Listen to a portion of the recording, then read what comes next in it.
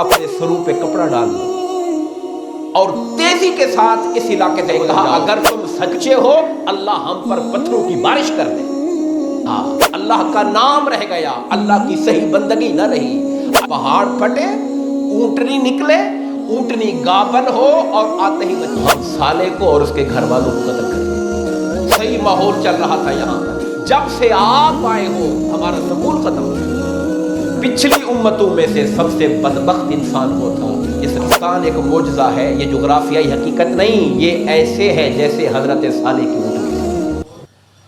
ہم نے گزشتہ کچھ عرصے میں جو انبیاء کرام کے قصص قرآنی اور ان کی زندگی کے واقعات کے حوالے سے سلسلہ شروع کیا تھا، پھر درمیان میں چونکہ مختلف جو اسلامی مہینے، دن، تہوار آتے ہیں تو اس مناسبت سے بھی ضروری ہوتا ہے کہ آگاہ کیا جائے، ترغیب دی جائے، موٹیویٹ کیا جائے، اس لیے ہم تسلسل سے ہٹ کر پھر ان موضوعات پہ آ جاتے ہیں۔ آج ہم قصص الانبیاء کے تسلسل میں حضرت صالح علیہ السلام کا ذکر کریں گے۔ وہی ہم اپنی طرز اپنائیں گے، قرآن مجید کی آیات کریمہ سے ہم بات کا آغاز کریں گے۔ سورہ نمل میں قرآن مجید میں کئی مقامات پہ ذکر ہے حضرت صالح علیہ السلام کا۔ اللہ تبارک و تعالیٰ کا اپنے کلام میں طریقہ کار یہ ہوتا ہے کہ وہ ایک واقعے کو مختلف پس منظر میں بار بار دہراتا رہتا ہے۔ یہ نہیں ہے کہ کوئی ٹیکسٹ بک کی طرح پیپر تیار کرنا ہے تو بس ایک چیپٹر میں جگہ پہ ذکر کر دیا نوح علیہ السلام کا، پھر قرآن میں اور جگہ ذکر نہیں۔ قرآن کتاب نصیحت ہے، قرآن تذکیر کی کتاب ہے۔ تو جب بھی ایسا ماحول پیدا ہوتا ہے تو اللہ تعالیٰ ایک نئے رنگ سے پھر اس نبی کا ذکر کرتا ہے، اس میں ایک نیا پہلو ہوتا ہے، ایک نیا رنگ ہوتا ہے سیاق و سباق کے اعتبار سے۔ 3 مقامات ہیں جہاں تفصیل سے ذکر آیا، ایک سورہ نمل میں جس کو ہم انشاءاللہ پڑھیں گے، دوسرا جو ذکر تفصیل کے ساتھ آیا وہ سورہ ہود میں آیا، اور تیسرا سورہ شعراء کے اندر آیا۔ اپنے وقت کے حساب سے ہم ان تینوں مقامات کا مطالعہ کریں گے۔ ارشاد فرمایا وَلَقَدْ أَرْسَلْنَا إِلَىٰ ثَمُودَ أَخَاهُمْ صَالِحًا، ہم نے قوم سمود کی طرف ان کے قومی بھائی حضرت صالح علیہ السلام کو رسول بنا کے بھیجا۔ اور کیا دعوت دی انہوں نے؟ ہر پیغمبر کی دعوت دعوت واحدہ ہے، ایک دعوت ہے، اور یہ ہماری آنکھیں کھولنے کے لیے کافی ہے۔ کیا دعوت ہے؟ ان اعبدوا اللہ، اے لوگو اللہ کی عبادت کرو۔ یہ وہ پیغام ہے جو حضرت آدم نے دیا، یہ وہ پیغام ہے جو حضرت شیث نے دیا، یہ وہ پیغام ہے جو حضرت ادریس علیہ السلام نے دیا، نوح علیہ السلام نے دیا، حضرت صالح دے رہے ہیں، اور ہر آنے والے پیغمبر، یہاں تک کہ ہمارے آقا کریم علیہ الصلوۃ والسلام سرور المرسلین سید الانبیاء صلی اللہ علیہ وسلم نے آ کر بھی ایک ہی اللہ کی عبادت کرنے کا حکم دیا۔ آپ اندازہ فرمائیں کہ یہ حکم اللہ کی بارگاہ میں کتنا موقد ہے، کس قدر اہم ہے کہ رب کائنات ہزاروں پیغمبر بھیج کر لوگوں کو ایک بات یاد کروا رہے ہیں کہ اس زندگی کی محبتوں میں، زندگی کی چاہتوں میں، زندگی کی مصروفیات میں کھو کر کہیں اپنے رب کو بھول نہ جانا۔ تم پیدا ہوئے ہو اللہ کی بندگی کرنے کے لیے، اور بندگی کا جو دائرہ ہے، ہمارے ہاں لوگوں کو مغالطہ ہوتا ہے کہ شاید عبادت نام ہے نفل پڑھنے کا، یا شاید عبادت نام ہے مسجد کی 4 دیواری کے کاموں کا، تسبیحات تلاوت کا۔ نہیں، عبادت زندگی کا ایک ایک گوشہ عبادت ہے، اگر وہ آقا کی سنت مطہرہ کے مطابق فالو کرتے ہوئے گزارا جائے تو ساری زندگی عبادت ہے۔ تجارت میں آقا کو فالو کیا جائے صلی اللہ علیہ وسلم، اپنی زندگی کے شب و روز میں گھر والوں سے تعلق میں اولاد کے ساتھ کیا رشتہ ہو، بیٹیوں کے ساتھ کیا معاملہ ہو، ماں باپ کے ساتھ کیا رشتہ ہو، رشتہ داروں کے ساتھ کیسا برتاؤ ہو، یہ ساری باتیں اگر سیرت طیبہ کے مطابق ہو جائیں تو بخدا زندگی کا لمحہ لمحہ خدا کی عبادت قرار پاتا ہے۔ پھر جب یہ رنگ چڑھ جائے تو پھر سونا بھی عبادت بن جاتا ہے۔ انسان جب اس نیت سے رات کو سوتا ہے عشاء کی نماز پڑھ کے کہ میں صبح تازہ دم ہو کر اپنے رب کی عبادت کے لیے کھڑا ہوں گا، فجر کی نماز پڑھوں گا، رزق حلال کمانے کے لیے میرے اندر تازگی آنی چاہیے، یہ سونا بھی عبادت بن جایا کرتا ہے، بشرطے کہ معاملہ آقا کی سنت طیبہ کے دائرے کے اندر چل رہا ہو۔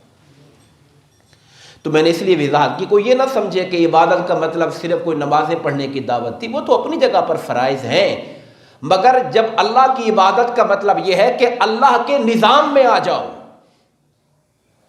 ایک نظام وہ ہے جو شیطان دے رہا ہے، ایک نظام وہ ہے جو طاغوت دے رہا ہے۔ ہماری رسمیں، ہمارے رواج، ہمارا کلچر، ہماری تہذیب، ہماری ثقافت، ہمارا پردے داریاں، ہمارے معاملات، ہماری سیاست، ہماری قانون سازیاں، ہمارے نظام حکومت، یہ سارا کا سارا عبادت بن جاتا ہے اگر اللہ اور اس کے رسول کے نظام کے تابع ہو جائے۔ اسی عبادت کے لیے اللہ کے نبی بلا رہے ہیں، اسی عبادت کے لیے اللہ کے نبی بلا رہے ہیں، صرف نمازیں اور نفلوں کے لیے نہیں۔ کاروبار بھی اللہ رسول کی تعلیمات کے مطابق ہو، اس کے اندر بھی سود نہ ہو، اس کے اندر بھی دھوکہ نہ ہو، اس کے اندر بھی لوگوں کے ساتھ ملاوٹ نہ ہو، ناجائز منافع خوری نہ ہو۔ یہ نہیں ہو سکتا کہ ایک آدمی دن میں رکھا روزہ ہوا ہو نفلی اور لوگوں کو ملاوٹ والی جان بوجھ کے چیز مہنگی بتا کے سستے والی چیز دے رہا ہو ان کو، تو ایسی عبادتیں منہ پر مارے جانے کے لائق ہیں، ایسی نفلیں منہ پر مارے جانے کے لائق ہیں۔ تو یہ بات ذہن میں رکھنی چاہیے کہ جب اللہ کا پیغمبر کہتا ہے کہ لوگوں آؤ اللہ کی عبادت کرو، تو وہ قرآن کی آیت ہے ادخلوا فی السلم کافہ، پورے کے پورے اسلام میں داخل ہو جاؤ، پورے کے پورے اسلام میں داخل ہو جاؤ، یعنی زندگی کا ہر پہلو، ہر شعبہ، ہر رویہ، ہر رشتہ، ہر ناطہ، ہر لمحہ اللہ اور اس کے رسول کی عبادت کے مطابق ہو جائے۔ یہی پیغام ہے جو نبی دینے کے لیے آئے ہوئے ہیں۔ اللہ پاک فرماتا ہے صالح علیہ السلام نے جب یہ پیغام دیا فَإِذَا هُمْ فَرِيقَانِ يَخْتَصِمُونَ، تو پھر دو گروہ بن گئے، وہاں پر آپس میں لڑنے لگ گئے، وہ چند تھوڑے سے لوگ جو ایمان لائے اور ایک بڑی آبادی جو مخالف تھی، آپس میں تضاد شروع ہو گیا۔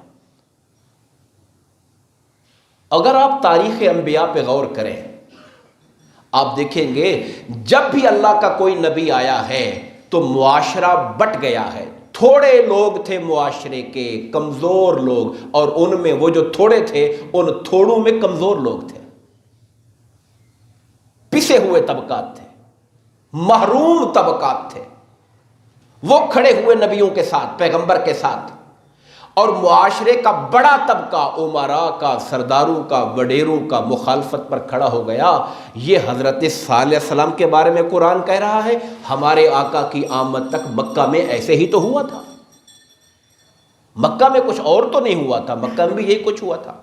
دعوت اسلام قبول کرنے والے مکہ کے 13 سالہ دور دعوت کے اندر ان کی تعداد چند سو سے اوپر نہیں بڑھی تھی، حالانکہ مکہ ہزاروں کا نہیں، لاکھ کے قریب آبادی تھی مکہ کی، اس میں سے چند سو مسلمان ہوئے تھے، اور وہ بھی مظلوم، بلال جیسے، حضرت صہیب رومی جیسے، کچھ لوگ ان میں تھوڑے سے تھے جو خاندانی اعتبار سے سرداروں کے خاندان میں سے تھے، سلیم الفطرت تھے، وہ بھی دین کی طرف آ گئے تھے، لیکن بڑی اکثریت، اور جھگڑا، معاشرے میں جھگڑا شروع ہو گیا، ایمان والے اور کافر لوگ، اب جو کفر تھے غالب لوگ وہ ایمان والوں کو نہیں جینے دے رہے تھے، چاہتے تھے کہ یہ اس نیا نظام جو اللہ کا نبی لے کر آیا ہوا ہے اس نظام سے ہٹ جائیں اور جو پرانا طریقہ چل رہا ہے اس پرانے طریقے پہ چلتے رہیں۔ یہ جنگ ہوتی تھی، یہ لڑائی ہوتی تھی ان کی، ہمارے باپ دادا صدیوں سے یہی چلا آ رہا ہے، تم لوگ نیا طریقہ لے کر آ گئے ہو، یہ لڑائی اور یہ جنگ ہوتی تھی۔ اور الزام کیا لگائے انہوں نے ہر نبی سے پہلے وہ کہتے ہیں ان نبی کے آنے سے پہلے ہم بالکل ایک تھے، ہماری قوم متحد تھی، سارا سسٹم ٹھیک چل رہا تھا، یہ آئے ہیں ہمارے ہاں تو تفریق ہو گئی ہے، یہاں تو قسمیں بن گئی ہیں لوگوں کی۔ الٹا الزام بھی پیغمبر پہ دیتے تھے۔ اب ان کی قوم نے قال یا قوم لم تستعجلون بالسیئۃ قبل الحسنہ، صالح علیہ السلام نے فرمایا اے میری قوم تم بھلائی سے پہلے برائی کے لیے جلدی کیوں کر رہے ہو؟ ہوا کیا؟ واقعہ کیا ہوا؟ واقعہ یہ ہوا، اب جو بگڑی ہوئی قوم ہوتی ہے، بگڑے ہوئے لوگ ہوتے ہیں، وہ دعوت حق دینے والوں کی ان کی نگاہ میں تو کوئی وقت ہی نہیں ہوتی نا۔ جو سچی بات کرتا ہے، جو درست بات کرتا ہے، انہیں اپنی طاقت کا گھمنڈ، سرداری کا گھمنڈ، اپنی اکثریت کا گھمنڈ، وہ کہتے ہیں تم چیز کیا ہو؟ اور یہاں تک اکڑ میں آ گئے، کہا اگر تم سچے ہو اللہ ہم پر پتھروں کی بارش کر دے۔ یعنی اتنی رعونت، اتنا تکبر، اور دعوت حق دینے والے کی اتنا ان کے دل میں بے وقاتی، اگر تم جیسا بندہ سچا ہے تو پھر ہم پر پتھروں کی بار ہونی چاہیے۔ صالح علیہ السلام نے کہا او خدا کے بندو، یہ کیوں کہتے ہو کہ سچے ہو تو پتھروں کی مار ہو؟ یہ کیوں نہیں کہتے اللہ اگر یہ سچے ہیں تو ہمیں ہدایت کی توفیق عطا فرما دے، تو ہم پہ کھول دے بات کو۔ دعا اللہ سے مانگ رہے ہیں، اچھا وہ بھی اللہ سے ہی کہہ رہے ہیں، گویا اللہ کا انکار نہیں ہے، مگر اللہ کا نام رہ گیا، اللہ کا نظام نہ رہا، اللہ کا نام رہ گیا، اللہ کی صحیح بندگی نہ رہی، اللہ کا صرف نام رہ گیا، اللہ نے جو قانون دیا تھا وہ قانون نہ رہا۔ جب کوئی وہ سچا قانون یاد کرواتا ہے اس سے کہتے بھائی تم نئے بندے آ گئے ہو، ہم تو کئی سو سال سے یہی دیکھ رہے ہیں۔ تو جب انہوں نے یہ کہا کہ اگر آپ سچے ہیں تو ہم پہ پتھروں کی بارش ہو، تو حضرت نوح علیہ السلام نے کہا تمہیں یوں کہنا چاہیے اے اللہ اگر یہ بندہ تیری طرف سے آیا ہے، یہ سچا نبی ہے تو ہمیں ہدایت کی توفیق دے دے۔ اگر وہ یوں اس ڈھنگ سے دعا مانگنی چاہیے، نہ کہ یہ کہنا کہ اگر یہ سچا ہے تو پھر ہم پہ پتھر مار۔ یعنی اتنا آپ نے اس انسان کو اپنی نگاہ کے اندر معاذ اللہ بے وقت اور حقیر سمجھا ہے۔ ساتھ ہی کہنے لگے قالوا طیرنا بکا، اے صالح آپ وبمن معک، اور جو آپ کے ساتھی ہیں ان کی وجہ سے ہمارے حالات سارے خراب ہو گئے۔ اچھا خاصا اتفاق تھا، آپ لوگوں نے تفرقہ پیدا کر دیا، صحیح ماحول چل رہا تھا یہاں پر، جب سے آپ آئے ہو ہمارا سکون ختم ہو گیا۔ اب یہ بات کس سے کہہ رہے ہیں؟ اللہ کے نبی سے کہہ رہے ہیں۔ تو صالح علیہ السلام نے جواب دیا طائرکم عند اللہ، فرمایا تمہارا شگون، طائر کہتے ہیں عربی زبان میں طیر پرندے کو کہتے ہیں، طیارہ آپ سنتے ہیں طیارہ، یہ ایروپلین کو کہتے ہیں۔ تو وہ عربی زبان میں عرب لوگ اس زمانے کے جب کوئی شگن لینا ہوتا تھا کہ یار یہ کام کروں یا نہ کروں، پرندہ اڑاتے تھے، اگر پرندہ دائیں چلا گیا تو بس ٹھیک ہے خیر ہو گئی، اگر پرندہ بائیں چلا گیا نہیں بھئی کام خراب ہے نہیں جانا، ایسے شگن لیتے تھے۔ یہ ان کا طریقہ کار یہ تھا۔ کہا جا رہا ہے حضرت صالح فرماتے طائرکم عند اللہ، ارے پرندوں سے شگن لیتے ہو؟ پرندے کو کیا پتا دائیں جاؤں گا تو کیا ہوگا، بائیں جاؤں گا تو کیا ہوگا، وہ کوئی تمہاری خاطر اڑتا ہے دائیں بائیں؟ اگر تم نے اچھا برا نصیب جوڑنا ہے تو خدا کے ساتھ جوڑو، اللہ کے ہاتھ میں ہے سب کچھ، اچھائی ہے یا برائی ہے۔ بل انتم قوم تفتنون، لیکن تم وہ قوم ہو جسے آزمایا جا رہا ہے، تم فتنے میں پڑ گئے ہو۔ اللہ نے کائنات میں ایک سنت اور طریقہ جاری فرمایا ہے، جو اللہ نے احکامات دیے ہیں ان کی پیروی کرو، کہ جو کام کر رہا ہوں وہ ٹھیک کر رہا ہوں یا غلط کر رہا ہوں۔ یہ اس سے کوئی نتیجہ نہیں نکلے گا کہ بلی کالی آگے سے نکل گئی تھی تو کام خراب ہو گیا، صبح فلانے کا منہ دیکھ لیا تو میرا تو آج دن خراب ہو گیا۔ کہا یہ چیزیں نہیں ہیں، ایسے شکل نہیں ہے، اللہ کا قانون اور نظام ہے، جو اس قانون کے مطابق چلے گا وہ کامیاب ہوگا، جو اس قانون کو چھوڑے گا وہ ناکام ہوگا۔ اور آگے قرآن فرماتا ہے وَكَانَ فِي الْمَدِينَةِ تِسْعَةُ رَهْطٍ، اس شہر میں جہاں صالح علیہ السلام یہ دعوت دے رہے تھے وہاں 9 وڈیرے تھے۔ تِسْعَةُ رَهْطٍ، اللہ نے نام لیا، فگر لیا، تسعہ کہتے ہیں 9 کو، رہط کہتے ہیں وڈیرے، یعنی ان کی پارٹیوں کے لیڈر تھے، وڈیرے تھے۔ تِسْعَةُ رَهْطٍ، 9 وہ تھے جو سرغنے تھے، جن کے بڑے بڑے خاندان، بڑے بڑے کنبے، لوگ ان کے پیچھے لگے ہوئے تھے، اور وہ 9 کے 9 کیا کر رہے تھے؟ یفسدون فی الارض، زمین پر ہر وقت فساد پھیلانے میں لگے ہوئے تھے، ولا یصلحون، اور وہ ذرا بھی اصلاح نہیں چاہتے تھے۔ انہوں نے پوری قوم کو صالح علیہ السلام کے خلاف کھڑے کیے رکھا۔ یہ کون آ گیا ہے؟ یہ کہاں سے آ گیا ہے؟ اس کا خاندان دیکھو، کوئی اس کا کوئی اچھا خاصا کوئی رقبہ ہوتا، زمیندار ہوتا، کوئی بڑے محلات ہوتے تو کوئی بات تھی۔ یہ کہاں سے بندہ ہے جس کا کوئی خاندان بھی بڑا نہیں ہے، کوئی جائیداد بھی بڑی نہیں ہے؟ یہ اعتراضات حضرت صالح کے دور کے نہیں ہیں۔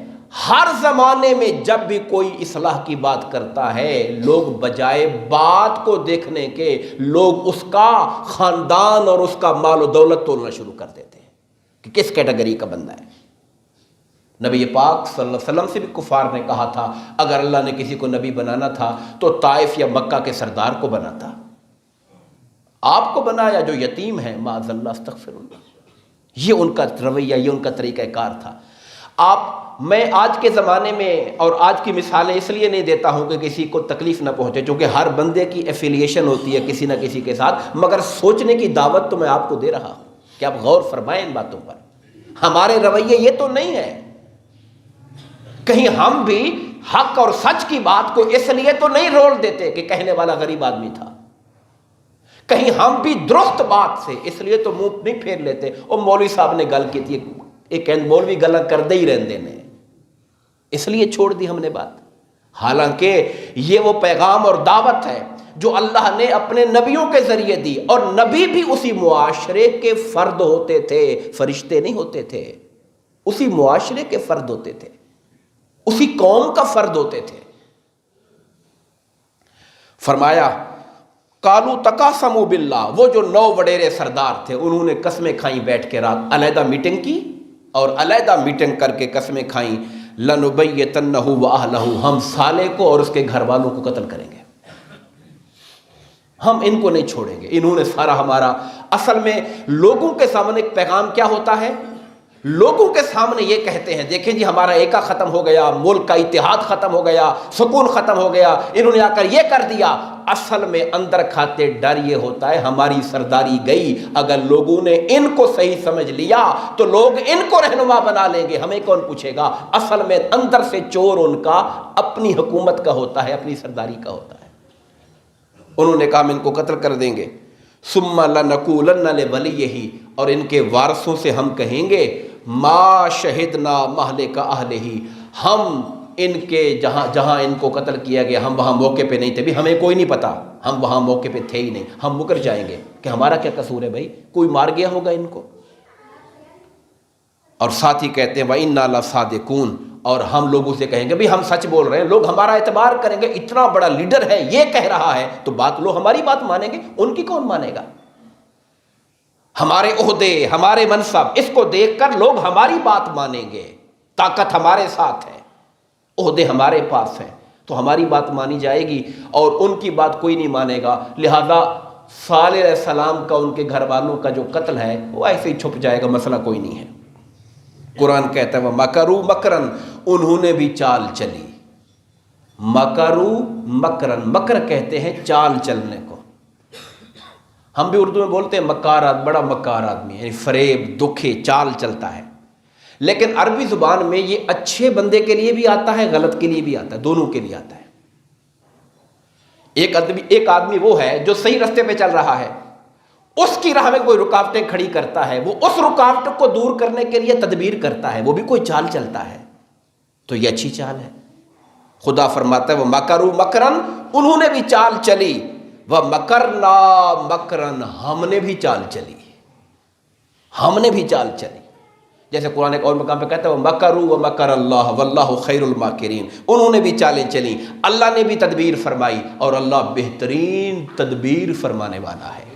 ہم اس کا ترجمہ کیا کر دیتے ہیں؟ تدبیر فرمانے والا ہے، چونکہ ہماری اردو میں اگر اس کا وہ والا لفظ کا ترجمہ کریں تو وہ نیگیٹو ہو جاتا ہے، جو ترجمہ مکر والا اگر وہ لفظ بول دیں تو اللہ کی شان کے خلاف ہے، اس لیے اس کا ترجمہ ہوتا ہے تدبیر فرمانے والا ہے۔ فرمایا وَمَكَرُوا مَكْرًا، انہوں نے بھی چال چلی، وَمَكَرْنَا مَكْرًا، ہم نے بھی ان کی چال کے خلاف تدبیر کی، وَهُمْ لَا يَشْعُرُونَ، انہیں پتہ ہی نہیں تھا، احساس ہی نہیں تھا کہ ہم کیا چال چلنے والے ہیں ان کے ساتھ۔ فَانظُرْ كَيْفَ كَانَ عَاقِبَةُ مَكْرِهِمْ، پس دیکھو اے لوگو، دیکھو ان کی چالوں کا انجام ہم نے کیا کیا ان کے ساتھ۔ اَنَّا دَمَّرْنَاهُمْ وَقَوْمَهُمْ أَجْمَعِينَ، ہم نے انہیں ان کی پوری قوم کو تباہ و برباد کر کے رکھ دیا، ان کو قصہ ماضی بنا کے رکھ دیا ہم نے ان کو۔ فَتِلْكَ بُيُوتُهُمْ خَاوِيَةٌ بِمَا ظَلَمُوا، یہ ان کے گھر دیکھو پڑے ہوئے ہیں۔ جب یہ قرآن اتر رہا تھا تو قوم سمود کی جو ٹوٹی پھوٹی وہ جو تباہ شدہ بستیاں تھیں ان کے کھنڈر ابھی تک پڑے ہوئے تھے۔ قرآن کہتا ہے فَتِلْكَ بُيُوتُهُمْ، تل کا بنا ہوتا ہے وہ پڑے ہوئے ہیں، جیسے آپ اشارہ کرتے ہیں ہاذا ذالکا تلکا، وہ پڑے ہوئے ان کے گھر دیکھ لو۔ یہ جو ہمارے ساتھ ہمارے نمائندے ہمارے پیغمبر کے ساتھ چالیں چل رہے تھے، پھر ہم نے کیسی چال چلی، دیکھو ان کے گھر الٹے ہوئے پڑے ہوئے، اودھے ہوئے پڑے ہوئے ہیں ان کے ظلم کی وجہ سے۔ ان فی ذالک لآیۃ لقوم یعلمون، بے شک علم والی قوم کے لیے بڑی نشانی ہے، جو لوگ علم رکھیں گے جانیں گے، انہیں پتہ چلے گا کہ جو رب کے پیغمبر اور رب کے پیغام کے خلاف کھڑا ہوتا ہے اس کا انجام پھر کیا ہوتا ہے۔ وَأَنْجَيْنَا الَّذِينَ آمَنُوا وَكَانُوا يَتَّقُونَ، اور ہم نے جو ایمان والے اور تقوی والے لوگ تھے ان کو ہم نے بچا دیا، پوری قوم کو تباہ کر دیا، مگر انہیں ہم نے جیسے مکھن میں سے بال نکالا جاتا ہے، انہیں ہم نے پوری قوم کے عذاب میں سے بچا کے نکال دیا تھا۔ یہ ایک مقام ہم پڑھ سکے ہیں سورہ نمل کا، آیت نمبر 48 سے لے کر 53 تک۔ اب میں کچھ احادیث کا ذکر کروں گا، آیتوں کی طرف نہیں جاتا چونکہ وقت نہیں ہمارے پاس۔ حضور نبی کریم علیہ الصلاۃ والسلام نے ارشاد فرمایا، جب آپ غزوہ تبوک کے لیے جا رہے تھے، سرکار کے غزوات میں سے آخری غزوہ تھا تبوک والا جو رومیوں کے خلاف ہوا، اگرچہ جنگ کی نوبت نہیں آئی تھی لیکن سرکار 700-800 کلومیٹر کا فاصلہ طے کر کے تبوک گئے تھے، لیکن دشمن آگے نہیں آیا تھا سامنے، یہ تبوک تھا۔ اس رستے میں اس قوم سمود کی بستیاں آئی تھیں، یہ جو اردن کا علاقہ اور اس طرف سے سعودیہ کا جو بارڈر لگتا ہے اس سائڈ کی طرف سے، جب وہاں سے گزر ہوا اور ان بستیوں کے کھنڈرات وہاں پر آئے، آپ جانتے ہیں سرکار نے کیا فرمایا؟ سرکار نے لوگوں سے کہا اپنے سروں پہ کپڑا ڈال لو اور تیزی کے ساتھ اس علاقے سے گزر جاؤ۔ کئی 100 سال پہلے اللہ کا عذاب آیا تھا، مگر میرے آقا کے دل میں اللہ کی بندگی اور عاجزی کا اتنا غلبہ تھا کہ کئی 100 سال پہلے عذاب گزرا تھا، مگر کہا اس کا ڈر ابھی بھی دل میں رکھ کر تیزی سے یہاں سے نکل جاؤ۔ یہ علاقہ وہ علاقہ ہے جہاں اللہ کی لعنت ہوئی ہے، جہاں رب کائنات کا غضب اور عذاب اترا ہوا ہے۔ کئی لوگ ایسے تھے جنہوں نے وہاں سے کوئی بالٹیاں پانی کی بھر لی تھیں اور پانی سے پھر آٹے گوندھ لیے تھے، کہا یہ آٹے گرا دو، یہ پانی الٹا دو، یہاں سے یہاں کا پانی بھی نہ پیو۔ الٹوا دیا، وہ گوندھے ہوئے آٹے آپ نے ان کو ضائع کروا دیا، کہا نہیں، اس علاقے سے تیزی سے گزر جاؤ، اللہ کی پناہ، اللہ سے استغفار اور معافی مانگتے ہوئے یہاں سے نکل جاؤ۔ اور فرمایا تم ان ہجر، اس کو ہجر کا علاقہ کہتے تھے، ہجر کی بستیوں سے اللہ سے ڈرتے، عاجزی کرتے اور روتے ہوئے داخل ہوا کرو، ایسے نہ وہاں سے جاؤ بے فکرے ہو کر۔ ہمارے ہاں آج تو لوگ جاتے ہیں ایسے مقامات پر پکنک کے لیے، آثار قدیمہ دیکھنے جا رہے ہیں، جی موہن جدڑو ہے، یہ فلاں ہے، ہم آثار قدیمہ دیکھتے ہیں، ہم یہ نہیں دیکھتے کہ یہ تہذیبیں تباہ ہو گئیں، ان کا کردار کیا تھا، یہ کیوں تباہ ہو گئی، اس پہ غور نہیں کرتے ہم صرف ان کے برتن، ان کے سکے اور ان کے بس وہ چیزیں دیکھ دکھ کے جائزہ لے کے آ جاتے ہیں، عبرت جو حاصل کرنی تھی وہ عبرت حاصل نہیں کرتے۔ اور پھر سرکار نے فرمایا کہ سنو، اللہ کے نبیوں سے نشانیاں نہ مانگا کرو۔ اب چونکہ میں اس موضوع پر پھر دوبارہ واپس نہیں آؤں گا، حضرت صالح علیہ السلام کی قوم نے ان سے کہا تھا کہ اگر آپ نبی ہیں تو ہمیں معجزہ دکھائیں، کہا پوچھو کیا معجزہ مانگتے ہو؟ تو انہوں نے کہا معجزہ ہم یہ مانگتے ہیں کہ یہ جو سامنے پہاڑ ہے، یہ پہاڑ پھٹے اور اس پہاڑ کے پھٹنے سے اندر سے ایک اونٹنی نکلے، اور اونٹنی بھی ایسی جو گابن ہو اور آتے ہی بچہ دے دے۔ شرطیں کیسی لگائیں؟ پہاڑ پھٹے، اونٹنی نکلے اونٹنی گابن ہو اور آتے ہی بچہ دے دے۔ انہوں نے کہا دیکھو ایسی نشانیاں خدا سے مت مانگو، اللہ تو ہر شے پر قادر ہے، مگر تم پھنس جاؤ گے۔ آج بغیر نشانی کے کوئی نہیں مانتا تو نہ ماننے کا جرم اپنی جگہ، لیکن سنگینی وہ نہیں ہے۔ نشانی مانگ کر پھر نہیں مانو گے تو اللہ کا غضب بہت سخت ہو جائے گا تم پر۔ انہوں نے کہا نہیں ہمیں چاہیے، ہمیں نشانی دکھائیے۔ تو آپ نے اللہ سے دعا کی، پہاڑ پھٹا، اونٹنی آئی، آتے ہی اس نے بچہ دیا۔ کہا سنو یہ اللہ کی نشانی ہے۔ قرآن نے کہا ناقۃ اللہ، یہ اللہ کی اونٹنی ہے۔ جانور سارے اللہ کی طرف سے ہیں مگر یہ اللہ کی طرف سے نشانی ہے خاص۔ سنو ایک دن سارے شہر کا پانی یہ پیا کرے گی۔ وہ اکیلی اونٹنی پوری بستی کا پانی پی جاتی تھی، اور ایک دن باقی تمہارے جانور پئیں گے۔ اور پھر وہ دودھ اتنا دیتی تھی کہ پوری بستی پانی پی لیتی تھی، وہ دودھ پی لیا کرتی تھی۔ کہا خبردار اس اللہ کی نشانی کو بری نیت سے ہاتھ نہ لگانا، اگر تم نے اس کو نقصان پہنچایا تو اللہ کا عذاب آئے گا۔ چند دن تو انہوں نے برداشت کیا، پھر ان کو یہ بھی بڑا مشکل لگا، یار یہ کیا مصیبت ہو گئی، مانا نہیں، ایمان نہیں لائے۔ اب انہوں نے کہا کہ ہم اس اونٹنی کو ختم کرتے ہیں۔ ان کے کچھ بدبخت ترین لوگ تھے جو کٹھے ہوئے، انہوں نے اونٹنی کی چاروں ٹانگوں کو نیچے سے کاٹ دیا۔ ظاہر ٹانگیں کٹی تو اونٹنی گر گئی، خون بہنے سے ویسے ہی مر جاتی ہے، انہوں نے اس کو مار ڈالا۔ میرے آقا نامدار علیہ السلام نے فرمایا پچھلی امتوں میں سے سب سے بدبخت انسان وہ تھا جس نے صالح علیہ السلام کی اونٹنی کو قتل کیا تھا، اور میری امت میں سب سے بدبخت انسان وہ ہوگا، حضرت علی کو مخاطب کیا، جو آپ کے سر پہ وار کرے گا اور آپ کی داڑھی کو خون سے رنگ دے گا۔ میری امت کا بدبخت انسان وہ ہوگا۔ یہ حدیث پاک ہے، حدیث صحیح ہے۔ تو صالح علیہ السلام کو نشانی دی گئی اونٹنی کی، تو آقا نے فرمایا لوگوں سے، ہمارے آقا نے فرمایا کہ نشانیاں مت مانگا کرو نبیوں سے، کیونکہ نشانیاں مانگنے سے بندے پھر امتحان میں پڑ جاتے ہیں، پھر آزمائش بڑی سخت ہو جایا کرتی ہے، پھر اگر کوئی تسلیم نہیں کرتا تو اس کے اوپر پھر اللہ تعالیٰ کا غضب اور اللہ کا عذاب بڑا سخت ہو جاتا ہے۔ آخری بات اونٹنی سے ریلیونٹ ہے، ٹاپک سے ریلیونٹ نہیں ہے، صالح علیہ السلام سے ریلیونٹ نہیں ہے۔ میں جب یہ مطالعہ کر رہا تھا اس ٹاپک کے لیے، آپ نے وہ اشفاق احمد کا نام سنا ہوگا، بابا اشفاق احمد زاویہ، جن کی کتاب اور جن کا پروگرام بھی ہوتا تھا۔ انہوں نے ایک اپنی کتاب زاویہ میں لکھا، ایک مضمون، ایک پیرا لکھا ہوا تھا کہ صالح علیہ السلام کی اونٹنی اور پاکستان۔ وہ کہتے ہیں کہ ایک بار میں اپنے دوست کے پوتے کی شادی پر اسلام آباد گیا، مجھے کسی نے کہا کہ جی ایک بزرگ کو بابا جی ہیں وہ آپ سے ملنا چاہتے ہیں۔ میں ملنے کے لیے باہر چلا گیا، تو جیسے کوئی بزرگ ہوتے ہیں، خانقاہ نشین لوگ ہوتے ہیں، انہوں نے مجھے کہا کہ تم بڑی میٹھی میٹھی باتیں بناتے ہو، چونکہ یہ ٹی وی پروگرام کرتے تھے، اور بڑی مٹھار قسم کی باتیں بناتے ہو، سناتے ہو، میں تمہیں وارن کرتا ہوں۔ او بابا کہہ رہا ہے وارن، یہ وارننگ جو ہوتی ہے، وارننگ، خبردار کرتا ہوں، میں تمہیں وارن کرتا ہوں، تم لوگ بہت بے خیال ہو گئے ہو، تم لوگوں نے توجہ دینا چھوڑ دی، اور میں تمہیں بتاتا ہوں کہ یہ پاکستان ایک معجزہ ہے، یہ جغرافیائی حقیقت نہیں، یہ ایسے ہے جیسے حضرت صالح کی اونٹنی تھی۔ یہ بابا اشفاق احمد لکھ رہے ہیں اپنی کتاب زاویہ کے اندر کہ مجھے وہ ایک مرد درویش کہتا ہے کہ یہ وطن جو اللہ نے تمہیں دیا، تم صرف اسے زمین کا ٹکڑا سمجھتے ہو، جغرافیے کا حصہ سمجھتے ہو، نہیں، یہ اللہ کی عطا ہے، یہ خدا کی ویسے نشانی ہے جیسے حضرت صالح کی قوم کے لیے اونٹنی نشانی بن کے آئی تھی۔